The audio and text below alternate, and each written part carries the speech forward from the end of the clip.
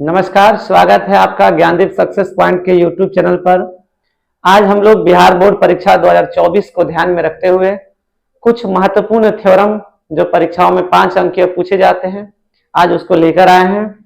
इस सेशन के अंतर्गत अभी आप सभी थ्योरम्स को देख लेंगे तो इन्हीं में से कोई होगा जो एक न एक आपके परीक्षा में आएगा। तो आइए समय गंवाए बिना सीधे चलते हैं ज्यामिति से संबंधित अवधारणा और इस थ्योरम पर, प्रमेय पर। तो जैसा कि आप सभी जानते हैं कि इस पाठ में हम लोग मुख्य रूप से समरूप आकृतियों के बारे में जानेंगे। तो समरूप आकृतियां कैसे, वह आकृतियां, वे ज्यामितीय आकृतियां जिनके माप समान होते हैं उन्हें समरूप आकृति कहते हैं। जिनके माप समान होते हैं उन्हें समरूप आकृति कहा जाता है। समरूप दो शब्द सम धन रूप से बना है। सम अर्थात बराबर, सम धन रूप से बना है, यानी समान आकृति होनी चाहिए। जैसे ये भी एक वृत्त है और ये भी एक वृत्त है,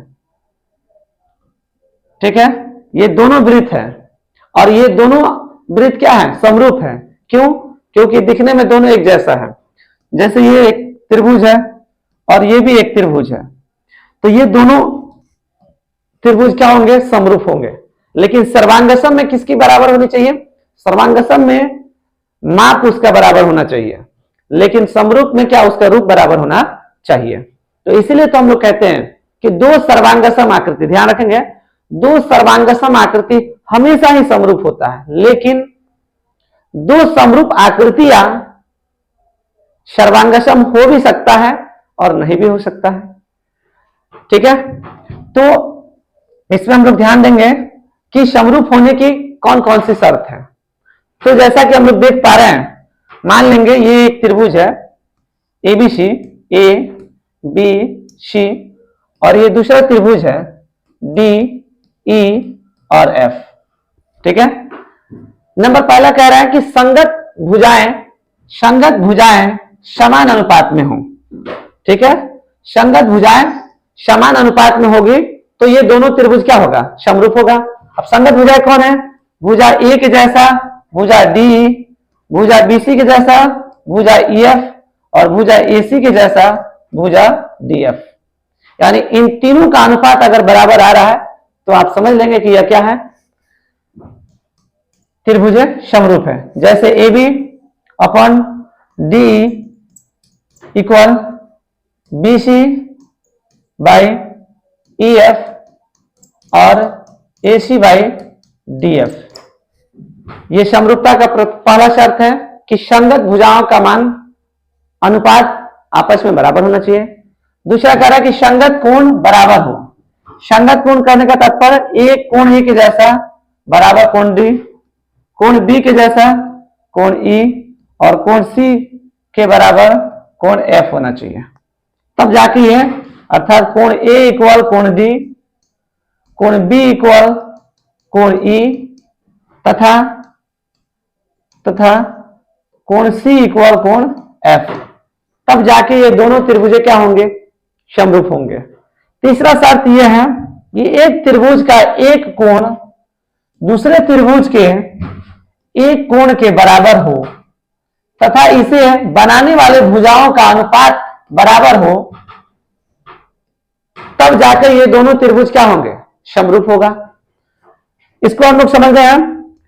शर्त, तीसरे शर्त को हम यहां समझ रहे हैं। कह रहे हैं कि दो त्रिभुज है, दोनों का एक ही कोण बराबर है। मान लिए कि वह त्रिभुज एबीसी और क्या है, डी एफ है, जिसमें कोण ए इक्वल क्या है, कोण डी है। अब ध्यान रखेंगे कोण ए को कौन से दो भुजा मिलकर बना रहा है, ए बी और ए सी। देख पा रहे हैं आप लोग आकृति में ए बी और ए सी।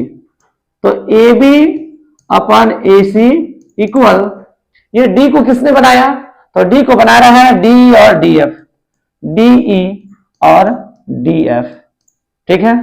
तो यही तीसरा शर्त है कि अगर एक त्रिभुज का एक कोण दूसरे त्रिभुज के एक कोण के बराबर हो, साथ ही इनको बनाने वाले भुजाओं का अनुपात भी बराबर हो, तो दोनों त्रिभुज क्या होते हैं, समरूप होता है, ठीक है। आई होप आपने समरूपता की शर्तों को समझ लिया होगा। 2 अंकीय परीक्षाओं में पूछा गया है, पूर्व की परीक्षाओं में। अब हम लोग सीधे थ्योरम पर चलते हैं। सबसे इंपॉर्टेंट थ्योरम इस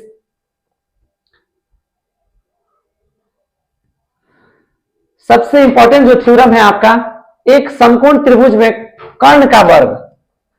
कर्ण का वर्ग शेष दो भुजाओं के वर्गों के योग के बराबर होता है।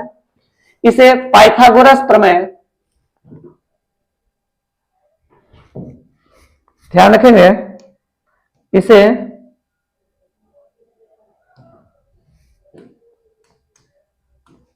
पाइथागोरस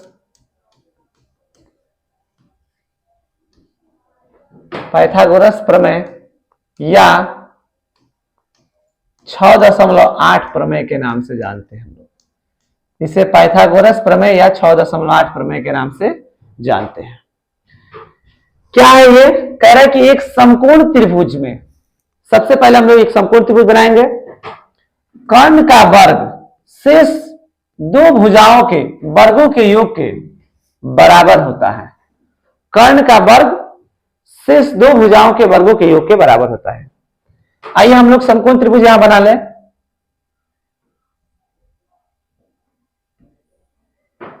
ये आपका समकोण त्रिभुज ए बी सी, ये समकोण त्रिभुज है, ठीक है। दिया हुआ है,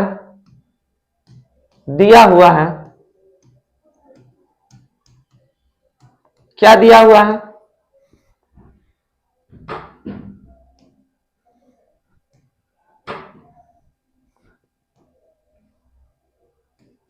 एबीसी एक समकोण त्रिभुज है। एबीसी एक समकोण त्रिभुज है जिसमें कोण बी का मान कितना डिग्री है? 90 डिग्री।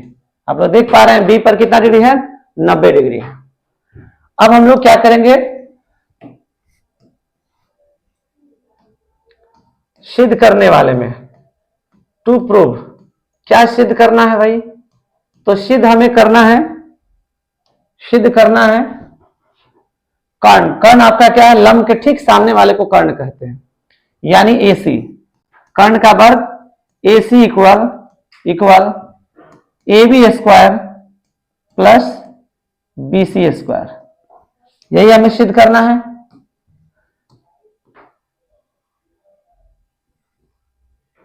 ठीक है, अब हम क्या करेंगे? कंस्ट्रक्शन, रचना में क्या करेंगे? हम लोग रचना करने जा रहे हैं। रचना करेंगे क्या? रचना करेंगे बी से लंब डाल रहे हैं, बी से लंब डाल रहे हैं, बी से मैंने लंब डाला, बीडी लंब AC खींचा, लंब डाल दिए, बी से बीडी लंब AC खींचा। ठीक है, अब हमको प्रमाण की ओर चलते हैं। अब हम लोग प्रमाण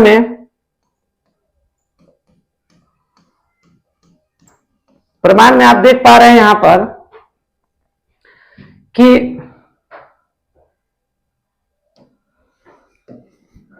प्रमाण में हम लोग देख पा रहे हैं त्रिभुज दो, इसमें 3 त्रिभुज बना है, जिसमें त्रिभुज ADB तथा त्रिभुज ABC में 2 त्रिभुज है, ADB और ABC, जिसमें हम लोग देख पा रहे हैं कि कोण B इक्वल कोण ADB बराबर 90 डिग्री, साथ ही कोण A बराबर कोण A, ये उभयनिष्ठ है, दोनों त्रिभुजों में है। और अभी हम लोगों ने सीखा था कि जब 2 त्रिभुजों में संगत कोण बराबर मिल जाए तो वो दोनों त्रिभुज क्या होते हैं? समरूप होता है। तो मैं लिख सकता हूं यहां पर AA समरूपता प्रमेय से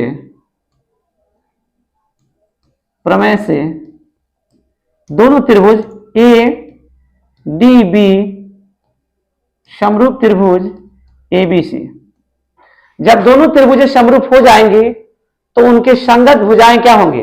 अनुपात में हो जाएंगे। क्या हो जाएंगे? उनकी संगत भुजाएं अनुपातिक हो जाएगी। ठीक है, उनकी संगत भुजाएं क्या हो जाएंगे, अनुपातिक हो जाएंगे।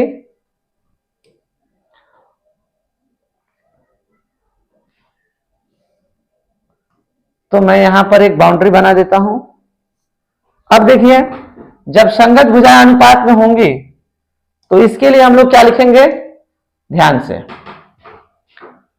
मैं यहां एक फिगर ड्रॉ कर लेता हूं, सेपरेट फिगर, जिससे आपको समझने में आसानी होगी। एबीसी ये बड़ा वाला त्रिभुज है, दूसरा त्रिभुज इस प्रकार है, यहां ए, यहां डी और यहां बी। तो आइए संगत भुजा ढूंढते हैं। अगर हम लोग छोटे वाले त्रिभुज यानी ए डी बी का समकोण के ठीक सामने वाले भुजा को कर्ण कहते हैं, तो ठीक सामने वाला अगर भुजा ढूंढते हैं, डी के ठीक सामने वाली भुजा क्या होगा, ए बी। तो लिख देता हूं यहां पर ए बी। फिर बड़े वाले त्रिभुज में समकोण के ठीक सामने वाली भुजा क्या है, ए सी, लिख दीजिए यहां पर ए सी। ठीक है, इक्वल। अब चूंकि ये बीडी जो है, ये बीडी जो रेखा आपको दिख रहा है ये कॉमन पॉइंट में है, तो कॉमन को छोड़ दीजिए, तो हमारा क्या बच जाएगा, एडी। क्या लिखेंगे यहां पर, एडी बाय इस त्रिभुज का एक भुजा क्या होगा, ए बी। जब दोनों में बाइसियम करेंगे, क्रॉस मल्टीप्लीकेशन वज्र गुणन करेंगे, ए बी में ए बी से गुणा करेंगे तो क्या आएगा, ए बी स्क्वायर इक्वल ए सी गुने बी डी, सॉरी ए सी गुने ए डी। क्या आया, ए सी गुने ए डी। अब हम लोग इसको बॉक्स में भर देंगे। समझने के लिए इसे समी नंबर 1 मान लेंगे, समीकरण 1। पुनः हम लोग देख पा रहे हैं ठीक नीचे वाला यानी ये त्रिभुज, ये कहने का मतलब एडीसी और पूरा बड़ा वाला त्रिभुज एबीसी, ये दोनों त्रिभुज भी आपस में क्या होगा, प्रमेय 6.5 से समरूप हो जाएगा। जब समरूप होगा पुनः त्रिभुज लिख देते हैं क्या, बी डी सी समरूप त्रिभुज एबीसी। जब ये दोनों त्रिभुज समरूप होंगे तो क्या इनके संगत भुजा अनुपात में बराबर नहीं होगा, बिल्कुल होगा अनुपात में बराबर। तो अब देखिए ठीक वैसे ही समकोण के ठीक सामने वाले डी के सामने वाले क्या होगा, बीसी। तो मैं यहां लिख दूं समकोण के ठीक सामने वाले भुजा क्या होगा, बीसी। तो लिख दूं यहां पर बीसी अपन कर्ण के ठीक सामने वाले भुजा क्या होगा यहां पर, ए सी। ठीक है, अब यहां ठीक सामने वाले भुजा इस डी के संपर्क वाले भुजा क्या होगा, सी डी। लिख दो यहां सी डी। और ठीक इसके बड़े वाले के सामने वाली भुजा क्या होगी, बी सी।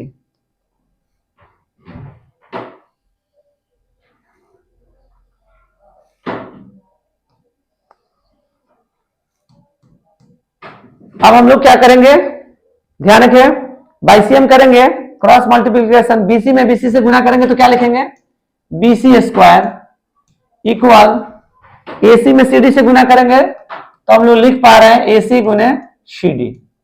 ठीक है, और ये हमारा हो जाएगा इक्वेशन नंबर 2, समी नंबर 2। अब हम लोग क्या करेंगे, समीकरण 1 जोड़ 2 से, यानी समीकरण 1 और 2 को जोड़ने से। तो जोड़ेंगे कैसे, समीकरण का बायां वाला हिस्सा बाईं तरफ जोड़ देंगे और दाहिना वाला हिस्सा दाईं तरफ जोड़ देंगे। समीकरण 1 का बाईं बगल क्या है, देखिए यहां पर ए बी स्क्वायर, तो यहां ए बी स्क्वायर लिखेंगे। ठीक है, ए बी स्क्वायर। समीकरण 2 का बायां बगल क्या है, बीसी स्क्वायर, लिख देंगे बीसी स्क्वायर इक्वल दाहिना बगल क्या है, एसी गुने एडी, एसी गुने एडी।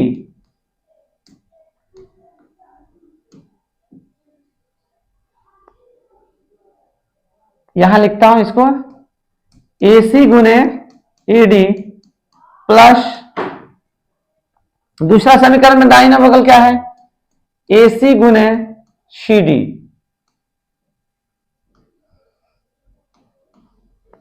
ठीक है, A B square equal A B square equal sorry A B square plus B C square equal दोनों में कॉमन क्या है? AC। बचा क्या? AD plus CD। क्या बच गया? AD plus CD।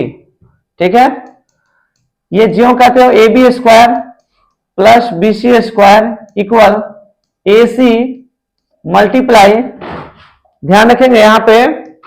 अब आप आकृति में देखिए, AD, ये AD है और ये CD है, इसमें भी AD प्लस CD, दोनों को ऐड करेंगे, AD प्लस CD को क्या ऐड करेंगे तो क्या मिलेगा?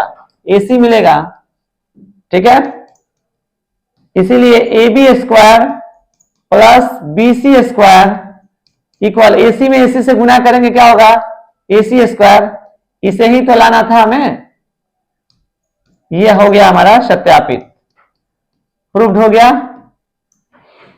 हम लोग देख पा रहे हैं कि किसी समकोण त्रिभुज में एक भुजा का वर्ग अन्य दो भुजा के वर्ग के योग के बराबर है, और इसे ही तो हमें सिद्ध करके लाना था।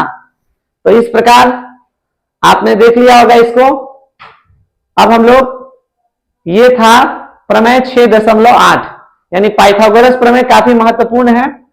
ठीक है, अब हम लोग इससे पाइथागोरस थ्योरम में क्या था? पाइथागोरस थ्योरम में क्या है सुन लीजिए एक बार। ये ABC एक त्रिभुज है, तो ये समकोण वाला चीज, तो कर्ण का वर्ग, कर्ण कैसे पहचानेंगे? ठीक समकोण के सामने वाले, तो यानी कर्ण का वर्ग AC square equal AB square plus BC square.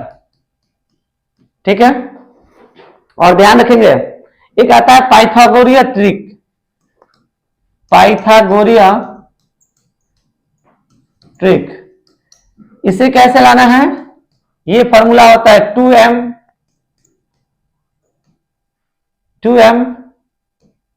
m square minus 1, और तीसरा होता है m स्क्वायर प्लस 1। ठीक है, मान लिए कि 3 एक संख्या, कोई भी एक संख्या मान लेंगे 3, m इक्वल हम लोग क्या मान लेते हैं? 3। तो 2 में 3 से गुना करेंगे कितना हो जाएगा? 6। 3 का स्क्वायर करेंगे, एक घटा लेंगे, कितना हो जाएगा? 9 में से 8। 3 का स्क्वायर में एक जोड़ देंगे, कितना आएगा? 10। तो 6 8 10, एक क्या मिला? पाइथागोरियन ट्राइड्स बन गया। 6 8 10 क्या बना? पाइथागोरियस। क्यों? क्योंकि 6 का स्क्वायर प्लस 8 का स्क्वायर इक्वल 10 का स्क्वायर। 6 का स्क्वायर 36, 8 का स्क्वायर 64, दोनों को ऐड करेंगे 100, 10 का स्क्वायर 100 आ गया। तो ये रहा पाइथागोरियन ट्रिक। ठीक है, अब हम लोग चलेंगे प्रमेय 6.9, जिसे हम लोग पाइथागोरस का विलोम कहते हैं। ये क्या है? ये पाइथागोरस का प्रमेय 6.9, यानी इसे हम लोग कहेंगे पाइथागोरस प्रमेय का विलोम, पाइथागोरस प्रमेय का विलोम। ठीक है, पाइथागोरस प्रमेय का विलोम क्या है? ध्यान रखेंगे, इसमें क्या दिया हुआ है गिवन। सबसे पहले देखें, किसी त्रिभुज की एक भुजा का वर्ग, कोई त्रिभुज है जिसमें एक भुजा का वर्ग अन्य दो भुजाओं के वर्गों के योग के बराबर हो, तो पहली भुजा का सम्मुख सामने वाला कोण समकोण होता है, यही दिखाना है। सबसे पहले हम लोग एक फिगर ड्रॉ कर लेंगे। ये एक समकोण, एक त्रिभुज बना लिए ABC। ठीक है, दिया हुआ में क्या लिखेंगे हम लोग? दिया हुआ में लिखेंगे माना कि ABC एक त्रिभुज है। क्या मानेंगे? ABC एक त्रिभुज है। इसमें नहीं कहा है कि वह समकोण त्रिभुज है। समकोण तो हमें सिद्ध करके लाना है, पहली भुजा के सामने या कोण समकोण होता है, इसे तो हमें सिद्ध करना है, इसलिए मैंने यहां पर समकोण नहीं दिया है। ठीक है, जिसमें और एक बात कह रहा है कि जिसमें एक भुजा का वर्ग अन्य दो भुजा के वर्गों के योग के बराबर होता है। एक भुजा का वर्ग अन्य दो भुजा के वर्ग, एक भुजा कौन है? हमारा AC, जिसमें AC square equal AB square plus BC square ये दिया है।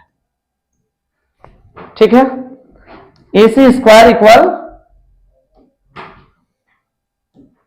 BC स्क्वायर दिया है।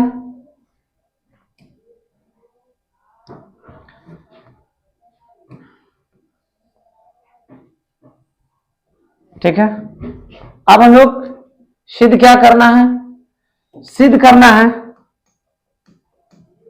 सिद्ध करना है, सिद्ध करना है कि कोण B इक्वल 90 डिग्री। सिद्ध क्या करना है कि कोण B का मान 90 डिग्री होगा। ठीक है, रचना कर लेंगे। तो रचना क्या करते हैं, रचना अपने कार्यों को सहूलियत के लिए करते हैं। रचना कर लेते हैं, एक त्रिभुज बना लेते हैं और वह त्रिभुज समकोण त्रिभुज है। इसका नाम मैं रख देता हूं, यहां पर सी है,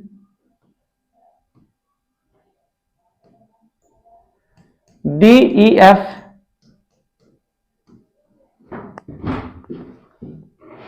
एक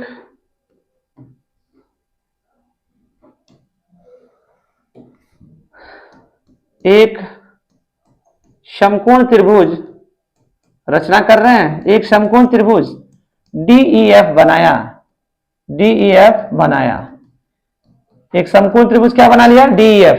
जब DEF बना लिया, जिसमें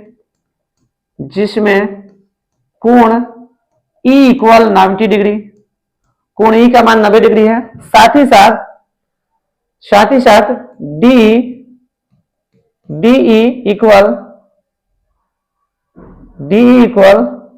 AB एवं D किसके बराबर है, तो AB के बराबर है, एवं EF इक्वल BC है। ठीक है, अब हम लोग क्या करेंगे, प्रमाण में चलते हैं। प्रमाण, समकोण त्रिभुज DEF में तो कोई संदेह नहीं है, क्योंकि हम लोगों ने एक समकोण त्रिभुज ही बनाया है। DEF क्या है, एक समकोण त्रिभुज है। तो समकोण त्रिभुज DEF में हम अभी जानते हैं प्रमेय 6.8 से, प्रमेय 6.8 से अभी तो सिद्ध किए हैं पाइथागोरस थ्योरम। पाइथागोरस थ्योरम क्या कह रहा था कि किसी समकोण त्रिभुज में कर्ण का वर्ग अन्य दो भुजा के योग के बराबर है। तो DEF तो समकोण त्रिभुज है, तो इसमें हम लोग लिख पाएंगे क्या, DF स्क्वायर, समकोण के ठीक सामने वाले। तो DF square equal DE square plus BC square, sorry DE square plus EF square, इसे हम लोग समी नंबर 1।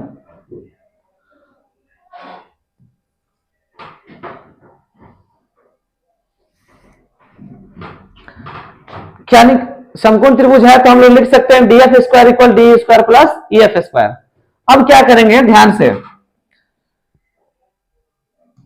लेकिन एक चीज और दिया है, लेकिन दिया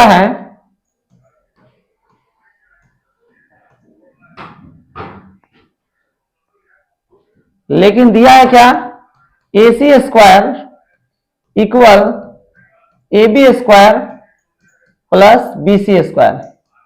ये तो क्वेश्चन में ही था कि एक त्रिभुज है जिसके एक भुजा का वर्ग अन्य दो भुजा के योग के बराबर है। ये तो ऑलरेडी पहले से दिया था। ठीक है, तो यहां हम लोग लिख पाएंगे AC स्क्वायर। अब AB किसकी बराबर है, देखिए यहां पर रचना में हम लोग किए हैं, AB किसके बराबर है, AB बराबर है किसके, DE के। तो देखिए AB के स्थान पर हम लोग क्या लिख देंगे, यहां पर DE का होल स्क्वायर। ठीक है, और BC किसके बराबर है, देखिए यहां पर BC किसके बराबर है, EF, यानी EF BC की जगह पर हम लोग क्या लिख देंगे, यहां पर EF का होल स्क्वायर। ठीक है,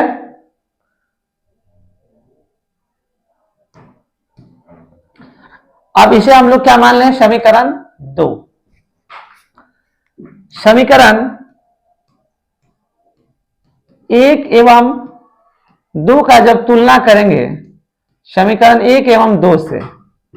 समीकरण 1 और 2 में हम लोग दिखाई पड़ रहा है कि समीकरण 1 का दाहिना बगल क्या है, दायां साइड डी स्क्वायर प्लस ई एफ स्क्वायर, और समीकरण 2 में भी क्या है, डी स्क्वायर प्लस ई एफ स्क्वायर, यानी दोनों का दायां साइड क्या मिला, बराबर मिला। जब दोनों का दायां साइड बराबर मिला तो इसका मतलब है कि दोनों का बायां वाला साइड भी क्या होगा, बराबर हो जाएगा। अर्थात हम लोग लिख सकते हैं D F square equal A C square. ठीक है, ये कैसे लिखे, तो दोनों का राइट हैंड साइड बराबर तो लेफ्ट हैंड साइड बराबर। ठीक है, अब हम लोग लिख पाएंगे, दोनों तरफ से स्क्वायर हटेगा तो क्या लिखेंगे, D F equal A C, D F equal A सी, और इसे समझने के लिए हम लोग समी नंबर 3 बना लेंगे, 1 2 3। ठीक है, समी नंबर 3 से हमें प्राप्त हो रहा है कि डी एफ इक्वल ए सी। ठीक है, अब हम लोग आगे बढ़ेंगे और यहां देख पा रहे हैं हम लोग त्रिभुज ए बी सी तथा त्रिभुज डीईएफ में कुछ समानताएं दिखाई दे रही हैं। इन दोनों त्रिभुजों में क्या समानताएं हैं, तो सबसे पहले हम लोग लिख पाएंगे, सबसे पहले हम लोग लिखेंगे कि इसमें ए बी का मान भुजा डीई के मान के बराबर है, साथ ही साथ भुजा बीसी का मान भुजा ईएफ के मान के बराबर है, साथ ही साथ एसी का मान डीएफ के मान के बराबर है। ये दोनों चीज कहां से आया, ये दोनों ऊपर वाला चीज रचना से, यानी इसे हम लोगों ने बनाया था रचना, और नीचे वाला ये कहां से आया, तो भाई समीकरण नंबर 3 से आप लोगों ने सिद्ध करके लाया। तो ऊपर वाला क्या है, ये भुजा है साइड एस, ये भी भुजा है साइड, और ये भी भुजा है साइड। तो हम लोग लिख पा रहे हैं एस एस एस सर्वांगक्षमता अभिगृहित से, सर्वांगक्षमता अभिगृहित से त्रिभुज ए बी सी सर्वांगक्षम त्रिभुज डीईएफ, ये दोनों त्रिभुजें क्या हो गए, सर्वांगक्षम हो गया। और हम सभी जानते हैं जब सर्वांगक्षम हो ही गया अर्थात सर्वदंग अंग सम, यानी सभी अंगों में जब बराबर हो गया तो ये दोनों त्रिभुज क्या हो गया, सर्वांगक्षम हो गया। तो सभी अंग में बराबर होने का तात्पर्य क्या है, सभी अंग में बराबर होने का मतलब यही है कि कोण ए बराबर हो गया है कोण बी के, कोण बी बराबर हो गया है ई के, कोण सी बराबर हो गया है कोण एफ के। अब भुजा ऑलरेडी बराबर है ही, तो हम लोग को इतना लिखने की जरूरत नहीं है, केवल लिख देंगे कोण बी बराबर होगा ई का। ठीक है, तो कोण बी का बी लिख देंगे, और आप सभी को पता है कि हम लोगों ने ई क्या बनाया था रचना में, ई का मान क्या था 90 डिग्री, तो ई के स्थान पर लाकर क्या लिख देंगे 90 डिग्री। और यही तो हम लोग को सिद्ध करना था कि कोण बी का मान 90 डिग्री हो, और यही आपका सत्यापित हो गया। इस प्रकार ये 6.9 थ्योरम को आपने हल कर लिया। देखिए तो यही सिद्ध करना था ना, सिद्ध करना हमारा यही था, सिद्ध करना था हमारा कोण बी इक्वल 90 डिग्री। कोण बी का मान कितना डिग्री होना चाहिए, 90 डिग्री। ठीक है,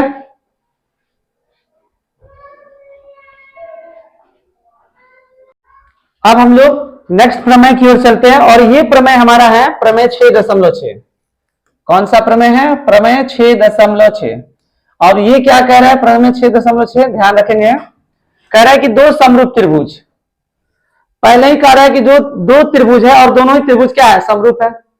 सीधा सीधा अर्थ यह हुआ कि उनके संगत कोण बराबर है, संगत भुजाएं समान अनुपात में, तब तो वह समरूप है। तो समरूप त्रिभुजों के क्षेत्रफल का अनुपात इनके संगत भुजाओं के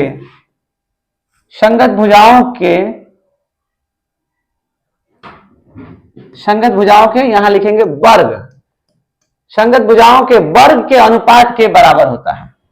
ठीक है, थोड़ा सा इसमें टाइपिंग एरर है। समरूप त्रिभुज के दो समरूप त्रिभुज है, उनके क्षेत्रफल का अनुपात उनकी संगत भुजाओं के वर्ग के अनुपात के बराबर होता है। सबसे पहले हम लोग दो समरूप त्रिभुज बना लें।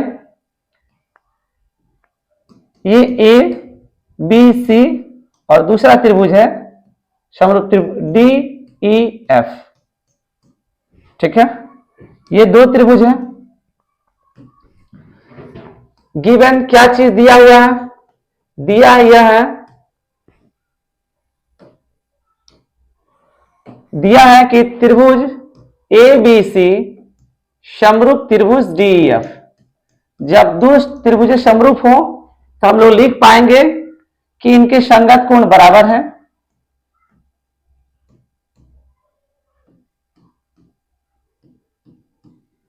साथ ही कोण ए इक्वल कोण डी, कोण बी इक्वल कोण ई, कोण सी इक्वल कोण एफ, तथा इनकी संगत भुजाएं समान अनुपात में है। समान अनुपात में है अर्थात A B upon D E, B C बटा ई एफ और ए सी बटा डी एफ। इनका अनुपात क्या है? बराबर है। ठीक है, अनुपात क्या है? बराबर है। अब हम लोग क्या करेंगे? सिद्ध क्या करना है? सिद्ध करना है हमें, सिद्ध करना है, सिद्ध करना है, सिद्ध करना है। क्या सिद्ध करना है? एरिया त्रिभुज एबीसी यानी एबीसी का क्षेत्रफल बटा एरिया त्रिभुज डीईएफ का क्षेत्रफल, दो त्रिभुजों के क्षेत्रफलों का अनुपात उनके संगत भुजा के वर्ग के अनुपात में, अर्थात A B square upon D E square equal B C square upon E F square equal A C square upon D F square. ठीक है, इन दोनों का अनुपात क्या है? बराबर सिद्ध करना है। ठीक है, अब हम लोग अपने कार्य को सुविधा के लिए क्या कर ले? रचना कर लेते हैं। रचना कर लेते हैं अपने कार्यों को सुविधा करने के लिए। रचना में क्या कर रहे हैं? ध्यान रखें, ए से लंब डाल रहे हैं डी, सॉरी ए से लंब डाल रहे हैं ए एम और डी से लंब डाल रहे हैं डी एन। यानी रचना में क्या करें? डी से डी एम लंब बीसी तथा, सॉरी यहां से थोड़ा सा मिस्टेक, क्या है? ए से ए एम लंब बीसी तथा डी से डीएन लंब, डी से डीएन लंब ईएफ खींचा। ए एम लंब बीसी और डीएन लंब ईएफ खींचा। ठीक है, प्रमाण में अब हम लोग क्या करेंगे? प्रमाण, प्रमाण में हम लोग क्या करेंगे? ध्यान से, प्रमाण में हम लोग देख पा रहे हैं त्रिभुज ए एम बी तथा त्रिभुज डी एन ई में, इन दोनों में देखिए इधर वाला त्रिभुज यानी इसमें और इसमें, इन दोनों में क्या समानता है? कोण B इक्वल कोण E, ये पहले ही से दिया है क्योंकि दोनों त्रिभुज क्या है? समरूप है। तो समरूप है तो उनके संगत कोण बराबर यानी B इक्वल E। साथ ही साथ चूंकि लंब डाला गया है तो हम लोग लिख सकेंगे A M B equal D N E equal 90 degree. लिख पाएंगे कि नहीं? बिल्कुल लिख पाएंगे। देखिए तो यहां पर 90 डिग्री और यहां पर 90 डिग्री। ठीक है, इसको थोड़ा सा हम लोग, अब हम लोग क्या देख पा रहे हैं कि ए समरूपता प्रमेय से, ए समरूपता प्रमेय से त्रिभुज ए एम बी समरूप त्रिभुज डीएनई, जब दोनों त्रिभुज समरूप हो जाएगा तो हम लोग लिख सकते हैं A B by D E equal A M by D N equal B M by E N. ठीक है, इसको हम लोग मान ले शमी नंबर 1। पुनः हम लोग निकाल लेते हैं त्रिभुज ए बी सी का क्षेत्रफल बटा त्रिभुज डी ई एफ का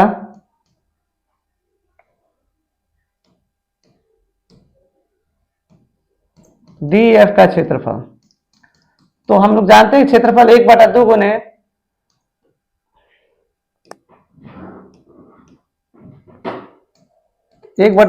आधार गुने 1/2 गुने आधार गुने ऊंचाई, 1/2 गुने आधार गुने ऊंचाई होता है। 1/2 से 1/2 क्या होगा, कट जाएगा।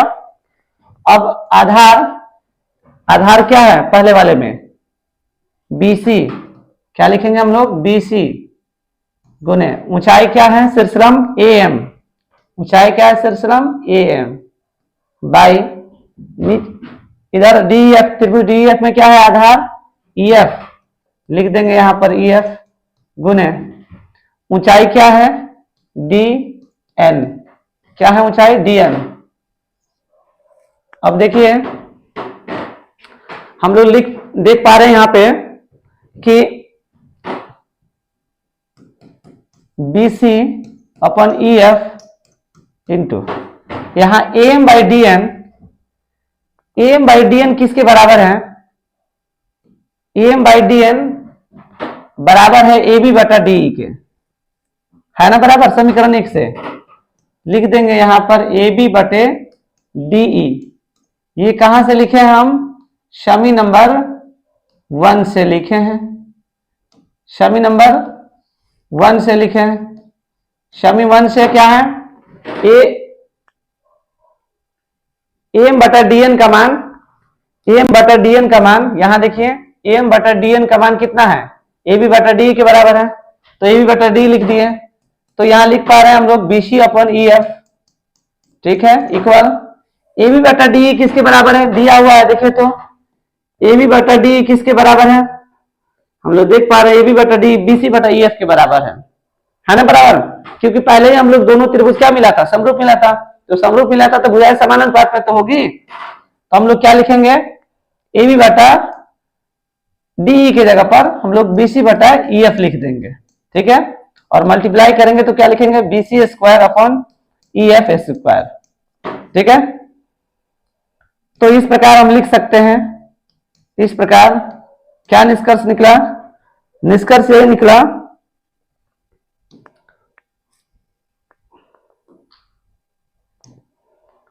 कि एरिया त्रिभुज ABC यानी ABC का क्षेत्रफल बटा एरिया त्रिभुज DEF का क्षेत्रफल बराबर BC square by EF square. यही तो लाना था हमें कि दो समरूप त्रिभुजों के क्षेत्रफलों का अनुपात उनकी संगत भुजाओं के वर्ग के अनुपात के बराबर होता है। अब आप डायरेक्ट ये भी लिख सकते हैं, यहां जो चीजें दी गई है, एरिया त्रिभुज ABC बाई एरिया त्रिभुज DEF इक्वल AB स्क्वायर, यहां स्क्वायर छूटा है, AB square by DE square equal BC square by EF square equal AC square by DF square, ठीक है। अब हम लोग नेक्स्ट थ्योरम की ओर चलते हैं। नेक्स्ट हमारा थ्योरम होगा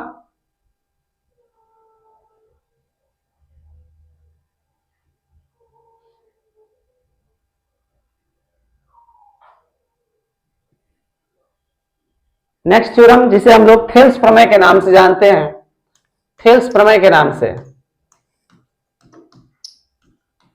थेल्स प्रमेय 6.8। ये क्या कह रहा है, यदि किसी त्रिभुज की एक भुजा के समानांतर कोई त्रिभुज है, मान लीजिए कि ये आपका त्रिभुज है ABC, ये त्रिभुज है ABC, एक त्रिभुज है जिसमें एक भुजा के समानांतर, मान लीजिए कि भुजा BC के समानांतर एक रेखा खींचा गया, उसका नाम डाल दूं DE।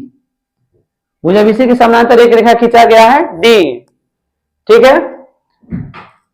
यह अन्य दो भुजाओं को भिन्न भिन्न बिंदुओं पर प्रतिच्छेद करने के लिए एक रेखा खींची जाए तो यह अन्य दो भुजाओं को एक ही अनुपात में विभाजित करती है, ठीक है। प्रतिच्छेद तो किसी त्रिभुज में अगर एक भुजा के समानांतर कोई रेखा खींची जाए तो अन्य दो भुजाओं को समान अनुपात में बांट देती है, अर्थात AD by AB BD equal AE by AC सिद्ध करना है हमें। ठीक है, लिखते हैं यहां पर गिवन दिया हुआ है, क्या दिया हुआ है भाई, तो त्रिभुज ABC में DE समानांतर है BC के। DE किसके समानांतर है, BC के। सिद्ध करना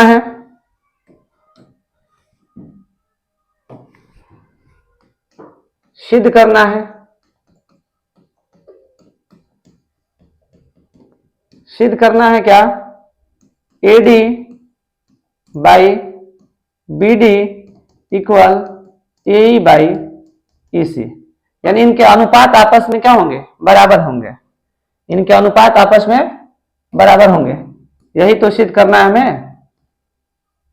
ठीक है, अब देखिए, अब हम लोग रचना कर लेते हैं अपने कार्यों को सहूलियत के लिए। रचना के लिए क्या करेंगे, ध्यान से,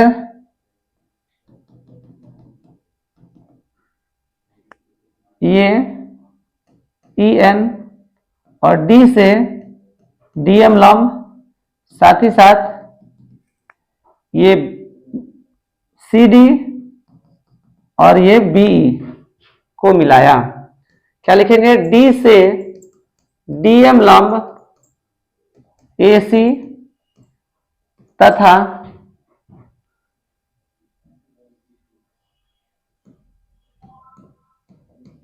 E से EN लंब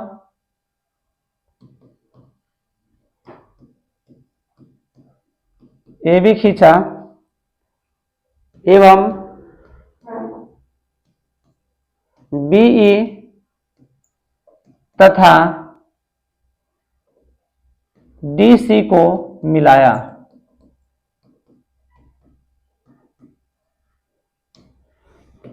क्या किया गया है इसमें, D से लंब डाला गया है DM लंब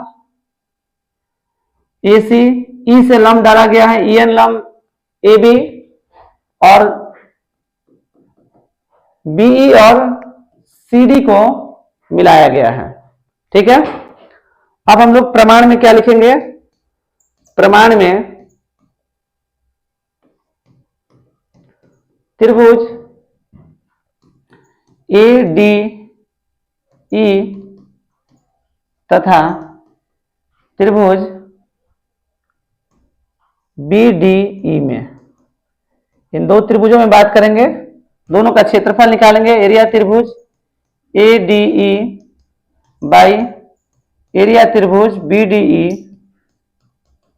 हम लोग जानते हैं कि समकोण त्रिभुज में क्या होता है, 1/2 गुने आधार गुने शीर्ष लंब। 1/2 आधार क्या है आपका, AD, और शीर्ष लंब क्या है आपका EN होगा, यही तो लंब डाला गया है, तो आपका क्या होगा EN, नीचे आधार क्या है BD और ये EN से EN हमारा क्या होगा, कट जाएगा, 1/2 से 1/2 भी कट जाएगा, बचेगा क्या हमारा, एरिया त्रिभुज ADE बाई एरिया त्रिभुज BDE इक्वल AD बटा BD समी नंबर 1। ठीक है, इसी प्रकार हम लोग क्या लिखेंगे, इस प्रकार एरिया त्रिभुज ADE बटा एरिया त्रिभुज CDE, इसके लिए क्या लिखेंगे, 1/2 आधार क्या है आपका AE गुने DM बाई 1/2 EC गुने DM से DM कट जाएगा, 1/2 से 1/2 कट जाएगा, क्या बचा आपका AE बटा ई सी, इधर क्या बचेगा, एरिया त्रिभुज एडीई,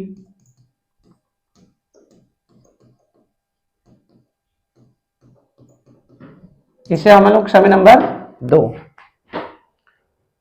ठीक है, अब नेक्स्ट पेज पर हम लोग चलते हैं।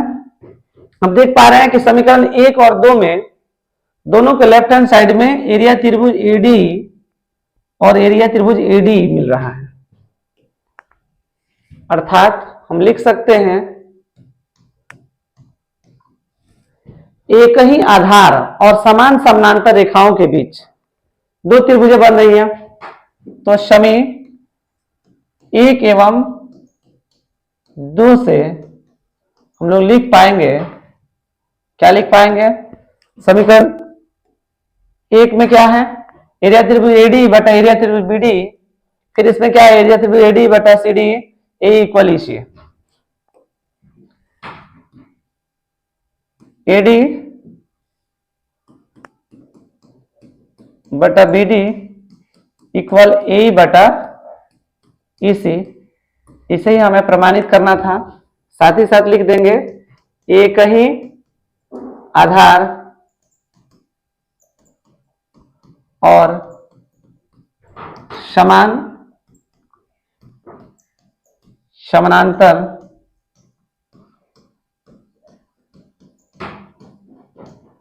रेखाओं के बीच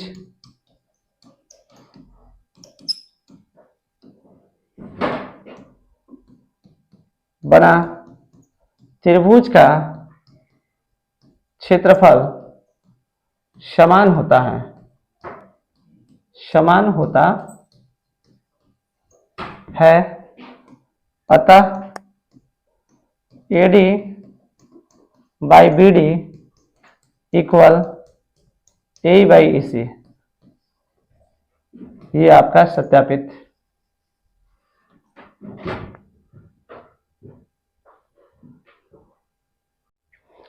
अब हम लोग प्रमेय 6.2 यानी थेल्स प्रमेय का विलोम, इसे हम लोग थेल्स का विलोम भी कहते हैं, थेल्स का व्युत्क्रम या विलोम, विलोम के नाम से भी जानते हैं। थेल्स और इसमें क्या है, जरा इसको समझने का प्रयास करें। मान लीजिए कि ए डी ई एक त्रिभुज है, ठीक है, तो थेल्स प्रमेय में कह रहा था 6.1 थ्योरम हमारा कह रहा था कि किसी त्रिभुज में किसी एक भुजा के समानांतर अगर कोई रेखा खींचेंगे तो ये जो रेखा है यानी डी रेखा मैंने खींचा है, तो ये डी रेखा क्या करेगा, अन्य दो भुजाओं को समान अनुपात में बांटेगा, अर्थात एडी बाई, ये बी है, AD by B D equal A by E C, ठीक है, ये समान अनुपात में क्या करेगा, बांटेगा। अब प्रमेय 6.2 यानी जो आप थेल्स प्रमेय देख रहे हैं, थेल्स का विलोम, कि यदि एक रेखा किसी त्रिभुज की दो भुजाओं को एक ही अनुपात में विभाजित कर रही है, एक त्रिभुज है, देखिए यहां पर मान लीजिए कि ये डीईएफ एक त्रिभुज है, इसमें एक रेखा मान लीजिए कि पी क्यू खींचे हम, ठीक है, ये पी क्यू रेखा क्या कर रही है, इनको समान अनुपात में बांट रही है, यानी समान अनुपात में बांट रही है, अर्थात DP equal DP by PE equal DQ by QF. इन दोनों का अनुपात क्या है, बराबर है, इन दोनों का अनुपात बराबर है। तो हमें क्या सिद्ध करना है, प्रमेय 6.2 क्या कर रहा है कि ये दो रेखा यानी पी क्यू समानांतर होगा ईएफ, यानी पी क्यू और ईएफ आपस में क्या होगा, समानांतर होगा, इसे ही सिद्ध करना है। इसमें समानांतर दिया है, इसमें क्या है, डीई समानांतर बीसी है, इसमें समानांतर दिया है, तो इसमें अनुपात सिद्ध करना था। और थेल्स के विलोम में ठीक इसका उल्टा है, विलोम है तो उल्टा है, यानी इसमें अनुपात बराबर दिया है और समानांतर आपको सिद्ध करना है, ठीक है। तो आइए हम लोग समय गवाए बिना सीधे इसको जल्दी से समझने का प्रयास करें। सबसे पहले हम लोग एक फिगर ड्रॉ कर लेंगे, ये आपका है ए बी सी, ये डी ई, एक रेखा खींच लिए हैं, अब गिवन दिया हुआ है कि त्रिभुज, क्या दिया हुआ है, त्रिभुज ABC में एक त्रिभुज लिए हैं ABC, जिसमें क्वेश्चन में ही दे रहा है ना, जिसमें एक रेखा दो भुजाओं को एक ही अनुपात में विभाजित करती है, एक ही अनुपात में बांट रही है, अर्थात जिसमें AD by BD equal AE by EC है। ठीक है, तो सिद्ध करना है हमें, क्या सिद्ध करना है हमें, सिद्ध करना है कि DE समानांतर होगी BC के। रचना में क्या कर लेंगे, रचना में कह रहे हैं कि जब DE, ये DE रेखा BC के समानांतर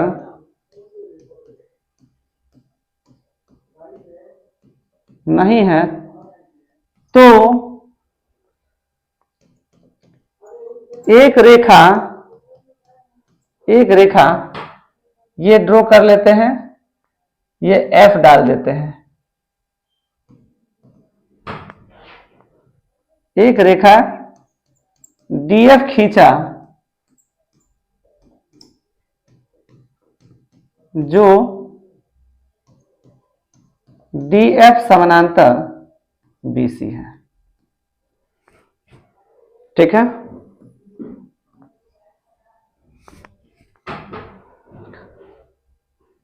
यहां हम लोग देख पा रहे हैं कि जब ये DE BC के समानांतर नहीं है तो एक रेखा तो खींचेंगे जो इसके समानांतर हो, और वह रेखा कौन सा खींचे, DF समानांतर BC है। अब प्रमाण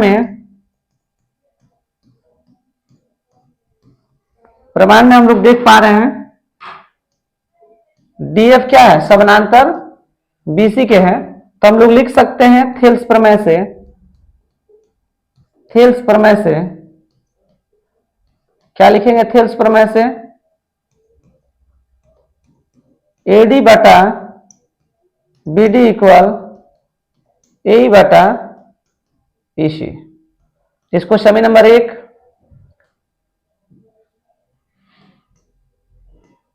दिया हुआ है ऑलरेडी, AD बटा BE BD बराबर AE बटा EC। इससे समी नंबर 2, समीकरण 1 एवं 2 से हम लोग देख पा रहे हैं, समीकरण 1 एवं 2 से क्या देख पा रहे हैं, दोनों का लेफ्ट हैंड साइड बराबर है, दोनों का लेफ्ट हैंड साइड बराबर है।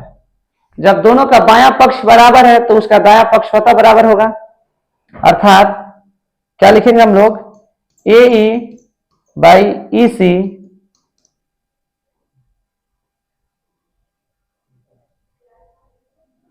ये AE नहीं है भाई, ये AF है, AF बाई CF, क्या लिखेंगे, AE by EC equal AF by CF, दोनों बराबर हो गया। अब हम क्या करेंगे, दोनों तरफ एक जोड़ने पर,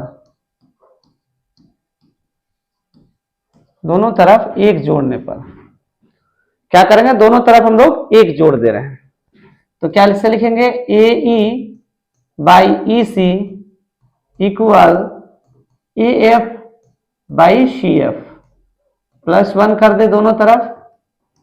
ठीक है, दोनों तरफ अब +1 करते हैं। अब नेक्स्ट पेज पर हम लोग चल रहे हैं, क्या था उसमें, AE by EC +1 AF by CF +1। ठीक है, इसके नीचे 1, एलसीएम दोनों का निकालेंगे, लघुत्तम दोनों का निकालेंगे तो EC होगा AE plus EC equal A F plus में C F by C F. अब सीधे आकृति पे जाएंगे, ठीक है, बाई सी एम करेंगे, एक से भाग देंगे इसी, इसी में एक से गुना करेंगे इसी, सी एफ और एक एलसीएम निकालेंगे सी एफ, और सी एफ में एक से गुना करेंगे तो क्या आएगा सी एफ। अब सीधे हम लोग आकृति में चलते हैं और इन दोनों को जोड़ेंगे, ए और इसी को जोड़ेंगे, फिर दूसरा क्या करेंगे ए एफ और सी एफ को जोड़ेंगे, ठीक है। और ये है हमारा आकृति, ए ई और ईसी को जोड़ने पर भी क्या मिल रहा है हमें एसी, और ए एफ और सी एफ को जोड़ने पर भी क्या मिल रहा है एसी। दोनों ही स्थितियों में क्या मिला AC equal EC, AC upon EC. इसमें भी क्या मिला एसी बटे सी एफ, ठीक है। अब हम लोग क्या करेंगे एसी से या एसी काट देंगे और बाईसीएम करेंगे तो हमें ईसी इक्वल क्या मिला C F, E C equal C F. और इसे समझने के लिए हम लोग समी नंबर 3 बना ले। आकृति में देख पा रहे हैं हम लोग कि ई से लेकर सी तक की दूरी और एफ से लेकर सी तक की दूरी दोनों बराबर नहीं है, लेकिन यहां हम लोगों ने सिद्ध करके ला दिया कि ये दोनों बराबर है। तो हम लोग लिखेंगे यहां पर यह कहने का मतलब ये ऊपर वाला जो दिख रहा है यह तब संभव है, तब संभव होगा जब, ये तब संभव होगा जब ई बिंदु, यह तब संभव होगा जब एफ बिंदु ई पर संपाती हो जाए। संपाती का मतलब एक ही पर एक हो जाए, तब तो जाके संभव है। जब संभव हो जाएगा, जब दोनों एक दूसरे पर संपाती होगा, यानी ई बिंदु उठ करके एफ पर चला जाए तो एफ तो ऑलरेडी समानांतर है और ई भी क्या हो गया उसी पर जाकर संपाती हो गया, यानी एक पर एक हो गया। अर्थात क्या निकला एक पर एक हो गया, यानी डीएफ पहले से समानांतर था और ई उसमें ऑलरेडी एग्जिस्ट हो गया। तो हम लोग क्या पाएंगे कि ये दोनों क्या है समानांतर है। अतः डीई समानांतर बीसी, इसे ही हमें सत्यापित करना था और ये सत्यापित हो गया। क्या हुआ फिर से इसको एक बार नजर डालते हैं। सबसे पहले कह रहा है कि एक त्रिभुज है, तो हम लोगों ने लिख दिया एबीसी एक त्रिभुज है जिसमें भुजाओं का अनुपात समान है, क्योंकि क्वेश्चन ही कर रहा है कि दो भुजाओं में एक ही अनुपात में विभाजित करें। अनुपात बराबर है, यानी एडी बटा बीडी और ए बटा ईसी दिया है। यही चीज यहां लिखे हैं। सिद्ध क्या करना है कि ये दोनों आपस में क्या होंगे समानांतर होंगे। रचना क्या की है, जब डी रेखा बीसी के समानांतर नहीं है तो एक रेखा डीएफ खींचे हैं जो क्या है बीसी के समानांतर है, अर्थात डीएफ समानांतर बीसी है। चूंकि थेल्स प्रमेय क्या बताता है, थेल्स प्रमेय से कह रहा है कि जब समानांतर हो तो उसका अनुपात क्या होगा बराबर होगा। तो A D by B D equal F by C F, ये समीकरण क्या हो गया हमारा एक हो गया। फिर से हम लोग देख पा रहे हैं कि दिया हुआ है, क्वेश्चन में ऑलरेडी दिया था कि उसका अनुपात क्या है बराबर है, यानी A D by B D equal A by E C है। तो जब अनुपात बराबर है तो दोनों का लेफ्ट हैंड साइड बराबर है तो राइट हैंड साइड क्या होगा बराबर होगा, अर्थात A by EC equal A by C F. ठीक है, अब दोनों तरफ क्या करेंगे हम लोग एक जोड़े हैं, दोनों तरफ क्या किए हैं एक जोड़े हैं। ठीक है, तो ईसी और एक का एलसीएम निकालेंगे, ईसी और एक का एलसीएम निकालेंगे तो ईसी होगा, और सीएफ और एक का एलसीएम निकालेंगे तो क्या होगा सीएफ होगा। ठीक है, ठीक यहां देख रहे हैं। अब क्या करेंगे, इसको ऐड किए, ईसी और एई और ईसी को ऐड किया तो एसी हो गया, फिर एएफ और सीएफ को ऐड किया तो एसी हो गया, एसी से एसी क्या होगा आपका कट गया, मिला क्या ईसी इक्वल सीएफ। लेकिन यह तब संभव होगा जब दोनों बिंदु एक ही पर हो, अर्थात दोनों बिंदु एक पर संपाती होगा तब तो संभव है। तो चूंकि ई बिंदु अगर एफ पर संपाती हो जाए, ई बिंदु एफ पर संपाती हो जाए तब की स्थिति में हम लोग क्या कहेंगे, चूंकि डीएफ पहले से समानांतर था और ई बिंदु उस पर संपाती हो रही है, इसका मतलब यह है कि ये दोनों रेखाएं क्या है, समानांतर है। इस प्रकार हम कह सकते हैं कि ये दोनों क्या होगा, समानांतर होगा। आई होप आपने ये वीडियो में आए हुए सभी तथ्यों को समझ लिए होंगे और फिर आगे ही ऐसे ही वीडियो डाले जाएंगे आपके एग्जाम के पॉइंट ऑफ व्यू से। धन्यवाद।